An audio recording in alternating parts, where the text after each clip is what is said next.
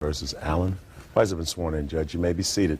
Mr. and Mrs. Allen, the defendants are your son and daughter-in-law, is that right? Yes, ma'am.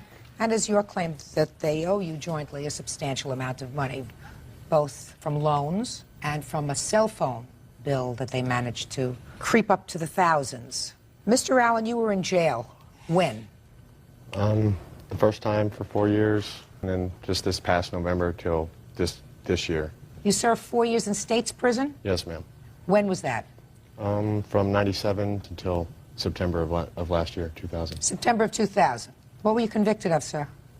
Arson, 451C. What did you burn down?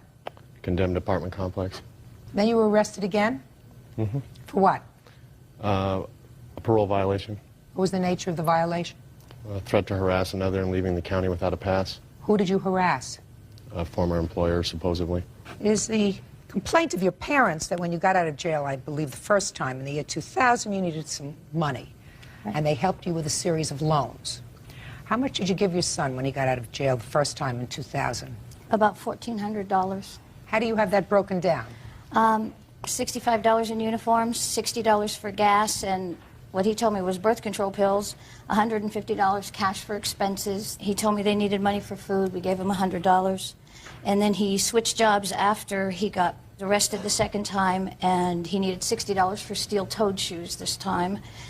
We gave him $450 for rent while they were still living in their old apartment, $15 for DMV fees that he conveniently didn't have the day he had to go to the DMV, $85 for gas, usually, $20 here, $40 here, $200 for carpet for their rental, and $150 cash for miscellaneous expenses.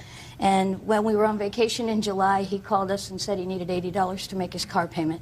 So we gave him that.